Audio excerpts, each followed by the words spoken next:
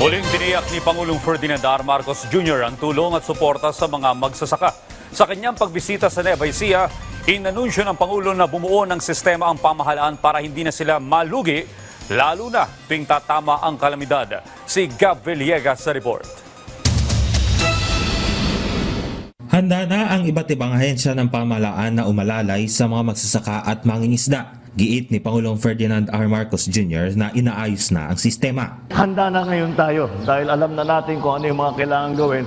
Nailagay na natin ang mga iba't ibang sistema sa DA, sa NFA at sa hanggang sa local level ay handa na tayo. Inayos na namin ang sistema para hindi naman masyadong mahirapan ang mga farmer natin.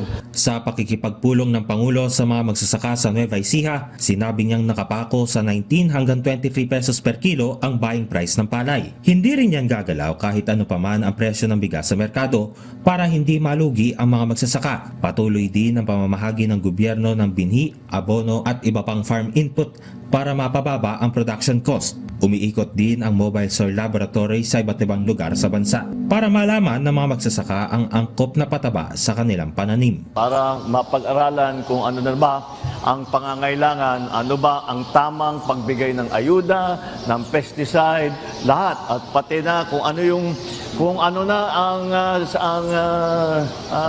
lagay, ano na ang sitwasyon doon sa lupa na tinataniman ninyo. Para mag-maximize tayo doon dumami ang ating production.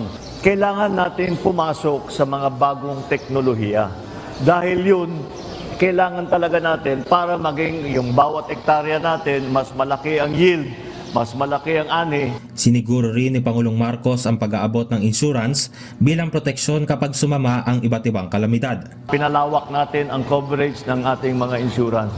Bukod po, pero pagka talagang nasira na yung planting season at hindi na makabawi, ay magbibigay kami ng subsidy para makatawid lang hanggang sa susunod na planting season. Ngayong taon, nasa 20.46 million metric tons ang target na produksyon ng palay. Patuloy lang ang aming ginagawa para lahat ng tulong na maibigay natin sa ating mga mangingisda, sa ating mga farmer ay gagawin natin. Darating din tayo sa araw na hindi na tayo masyadong umaasa sa importation. Pinarangalan din ang mga individual, grupo at institusyon na may natatanging ambag sa sektor ng agrikultura sa 50th Gawad Saka. Ito ang pinakamataas na pagkilala ng DA sa agri-sector. Isa rito si Bong Cajes mula sa Davao del Sur. Mula sa pagiging magsasaka at naglalako ng gulay, pinasok na niya ang poultry at dairy farming matapos makatanggap ng suporta sa DA. Doon ko natutunan ang mga pamaraan at innovations.